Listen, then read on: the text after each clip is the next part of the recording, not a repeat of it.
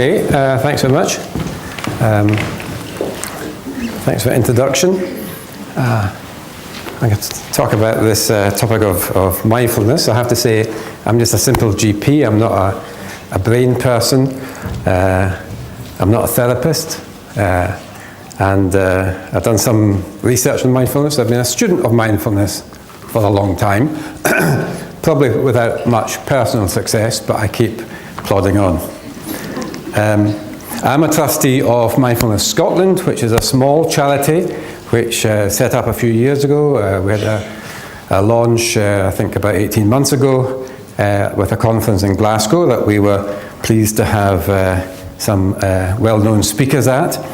And Mindfulness Scotland as a charity is, the strapline here is enhancing the well-being of the people of Scotland, so we have very modest aims, and we feel passionately about offering the opportunity of mindfulness to people in a socially orientated way and not as a profit-driven activity, and to work alongside the NHS and public institutions, social care, and so on. And if you want to find out more, we have a website, mindfulnessscotland.org.uk. So mindfulness, it comes from the ancient Pali word, the Indian Pali language that the Buddha would have spoken, sati, which means awareness. Now, although we call it mindfulness, it actually is more to do with open-heartedness, knowing. When Tibetan Buddhists, I worked with some Tibetan Buddhists in India, and when they talk about mindfulness, they don't go mindfulness, they go mindfulness. So it's a heartfelt thing. And it's traditionally cultivated by meditation practice. It's not a talking therapy, it's a practice. But absolutely similar to ACT, paying attention, moment by moment, intentionally, on purpose, and with curiosity and compassion. Possibly a bit like this. I think perhaps the monk and the tiger have been practicing mindfulness for that one, with some help from their friends. So, in terms of Buddhism, which is the origin of the techniques of mindfulness that have become popular in the West, Buddhism is really based on the notion of suffering, or dukkha, and the belief that suffering can be overcome. So the Four Noble Truths, as they're called, is that everyone, life brings about suffering. We can't really escape suffering. The origin of suffering in Buddhist terms is to do with attachment. The cessation of suffering, the third truth, is attainable. That was the teachings of the Buddha, and that there's a path that leads to the cessation of suffering. And this is known as the Eightfold Path, the Noble Eightfold Path, of which mindfulness, as you see down here, is one component. There's lots of other components within that. So, to some extent, mindfulness has been kind of plucked out of Buddhism and westernized in the hope that it may help reduce suffering in other parts of the world and for people who aren't Buddhists. And indeed, Mindfulness Scotland, one of our key things is that we're interested in secular mindfulness for people of no faith or any faith. We're not promoting Buddhism. There's lots of groups who do that, that's great. But what can other people get out of it? Very important, for example, within our National Health Service, that we have an approach that's secular. So the question is really, is it just for Buddhists? And the answer is no. Anyone can have a go at mindfulness. The person who perhaps is best known around the world for bringing mindfulness and the techniques to the west is John Kabat-Zinn. He's our patron of Mindfulness Scotland, and he's been twice to give talks, and he's a very inspiring teacher. And he's defined mindfulness as the awareness that emerges through paying attention in a particular way, on purpose, in the present moment, non-judgmentally, to the unfolding of experience moment by moment. So we can see that there's quite an overlap here with ACT, and from what David just explained. And I think we shouldn't get into too much discussion or argument about ACT versus mindfulness and so on. These are a range of methods that overlap.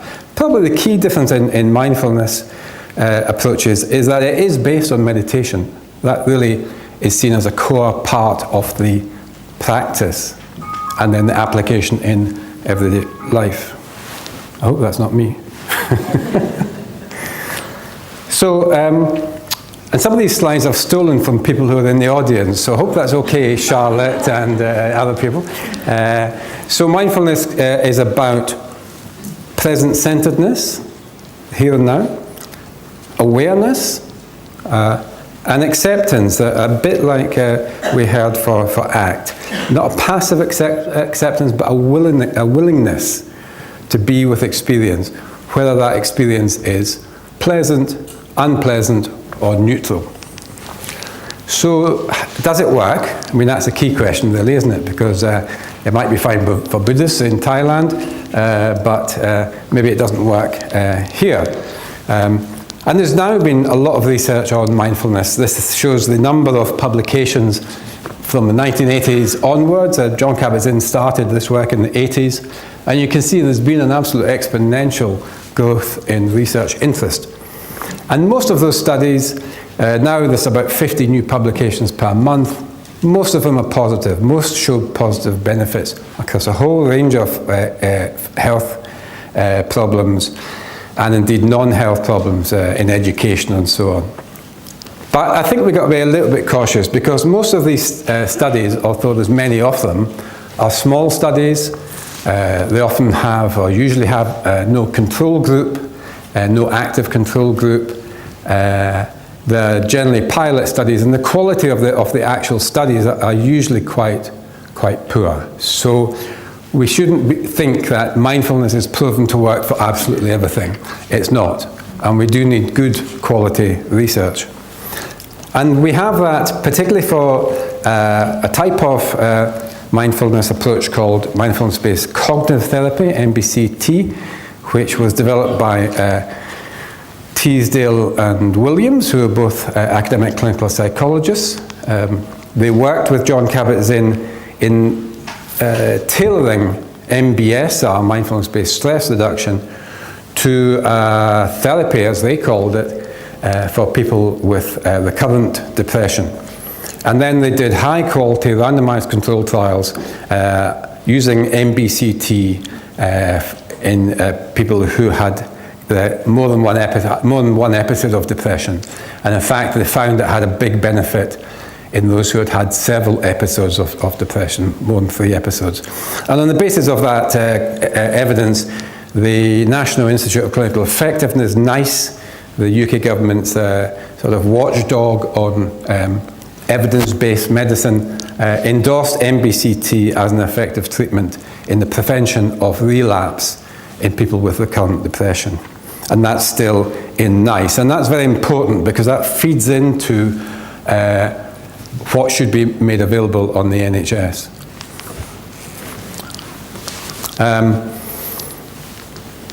Yeah, so I've just said that. So the Teasdale and Williams work, and it's now been shown by others. There's now, I think, 6 trials which show pretty much the same thing. And this shows in a graph form that, let me get this the right way around. This is relapse rates in people with recurrent depression on normal treatment as usual. A lot of this would have included people getting CBT and on antidepressants. And then the relapse rates in those who've had the MBCT, and that's over a 60-week period. So about a 50% decrease in relapse, or 50% improvement, if you like, compared with standard treatment, which is pretty impressive. How does it work? Well, I'm not sure we really know the answer to this. There's lots of brain imaging going on, and I'm not a brain person, so I'm not going to show any slides because I don't understand them. I'm more interested in, like, well, how does it work in, everyday life? It does seem that it involves changes in 3 domains. What the mind is processing, and this being a shift from a doing to a being mode. Because often the mind is just racing and we're constantly doing, particularly in kind of modern busy society. And mindfulness is about changing that into just allowing yourself to be. Again, a big overlap with act. How the mind is processing, openness to experience, acceptance, curiosity, compassion, instead of suppression and denial. And then the third way in which it's thought to work is through view or perspective. So that's your view of yourself and of others. It seems from recent research that the development of self-compassion may be a very important mechanism in terms of outcomes. And in depression, self-blame is a very common feature. People really beat themselves up because they're depressed and blame themselves, and it can be very difficult for them to generate any kind of self-compassion. And mindfulness seems to be helpful in that as well. So, but the thing about mindfulness is very difficult to just talk about it. If you had never eaten mango, it'd be quite hard for someone to describe the taste of mango. Okay, so mindfulness is a bit like that. So we're going to do a short taster session. I'll invite you to take part in this. If you don't want to, that's fine. Keep your eyes open and think about something else or look at the picture. I'll give you a little kind of clue as to how you might be able to keep your mind focused this time of the evening. Okay, so I'm just going to grab a seat and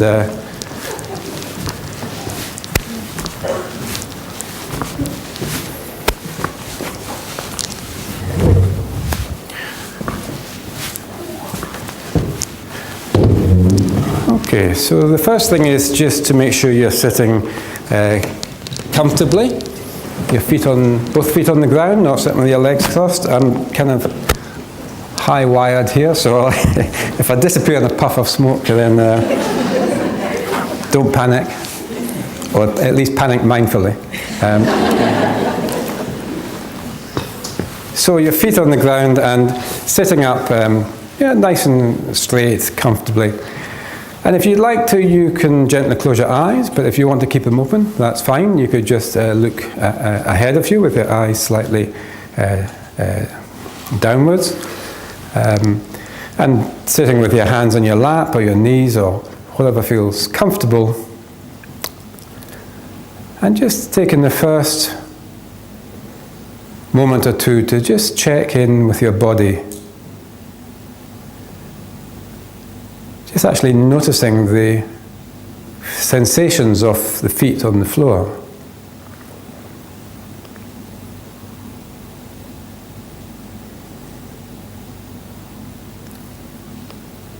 We walk about all day and we hardly pay any attention to the feet. So just noticing in a kind of curious way, what are the actual sensations? What are the feelings at this moment in both feet?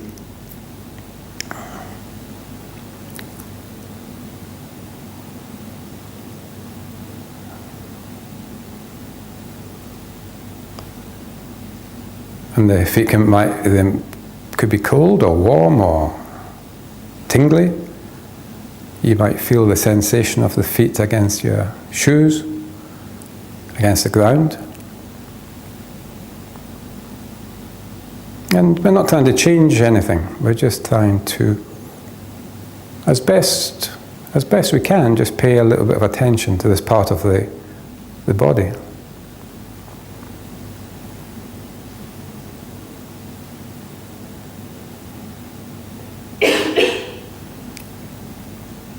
And then noticing the sensation of sitting in the chair.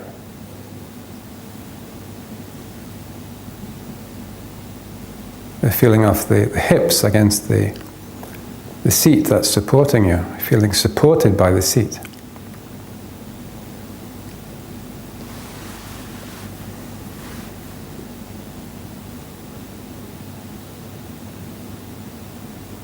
And noticing any sensations in the back, any tension or tightness, or you can slightly adjust your position if you're feeling a bit of discomfort.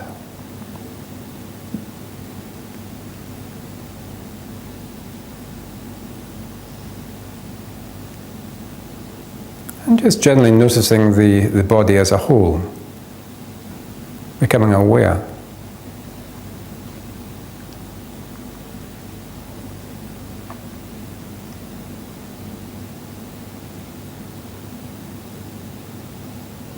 And then just gently moving the awareness to any thoughts that you're having or any particular emotions, feelings.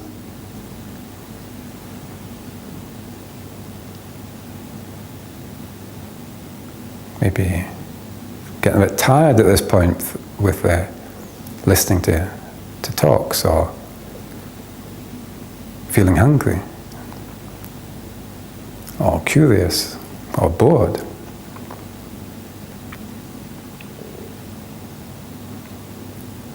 And again, as best you can, just noticing predominant thoughts or feelings, not needing to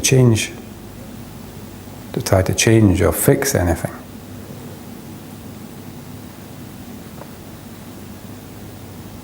And then gently bringing the attention back to the body.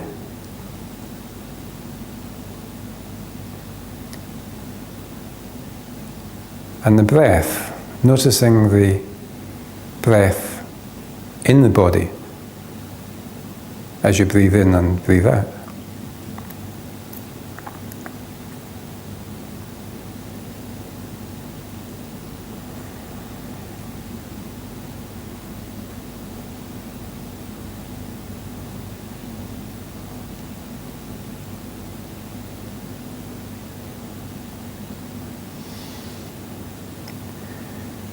And you don't have to breathe a particular way. It can be fast or slow, rapid, shallow or deep. However your breath is moving at the moment, just noticing it, paying some attention as best you can, following the breath. You may feel it in the abdomen, as your abdomen moves in and out, or the chest.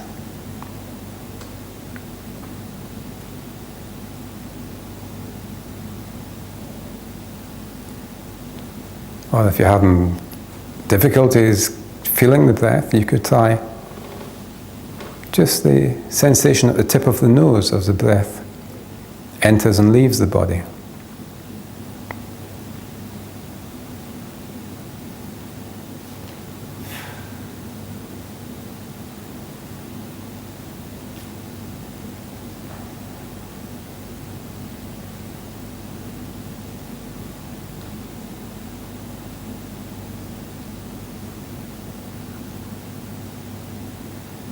And if the mind wanders,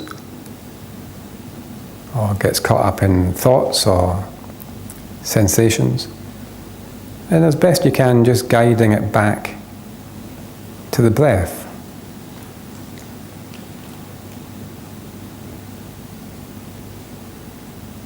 So the breath can be like an anchor, or a point of stillness.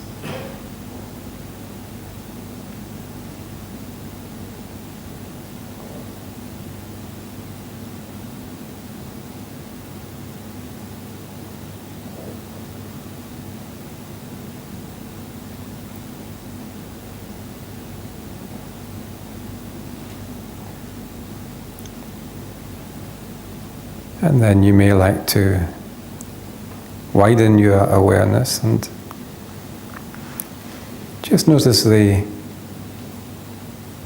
silence in the room.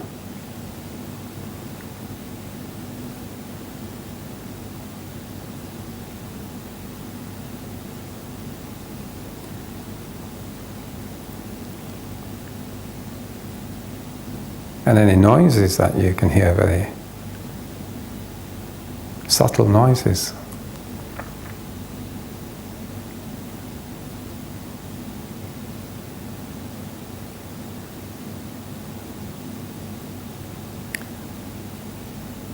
And then coming back to the breath.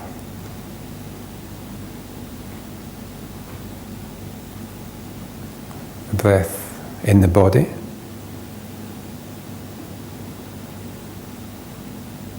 And then the sensations in the body.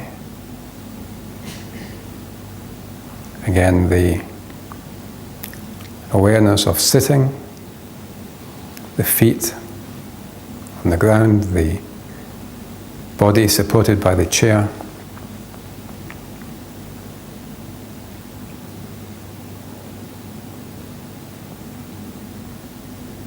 So that in these few moments we can simply notice, simply be aware of ourselves, our body, our breathing,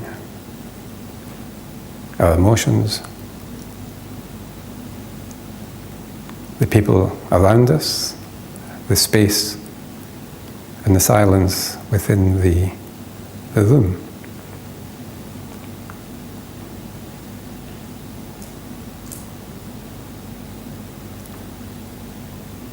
And then in the next few moments we can end this session and begin the discussion, questions and debate, and so on. So just inviting you in your own time to begin to come back to the present moment and reconnect with tonight's session. Slowly open your eyes. Just take your own time to come back to the present.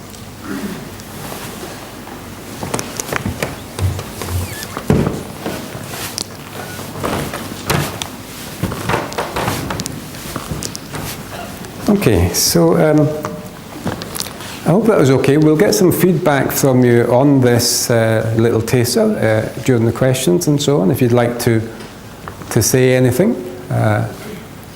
I always think it's remarkable that 500 people and we can achieve a kind of what seemed like a deafening silence. It'd be nice to do that every day, wouldn't it, during lectures and so on. Okay, I'd like to just really thank some of the key people who have been teachers for me and continue to be. His Holiness Dalai Lama, Take That Hand, the Vietnamese monk, Ajahn Sumedho in the Thai school, from Ajahn Chah, and of course John Kabat-Zinn. But most of all, thank you, of course, for sharing this time with us tonight. Thanks.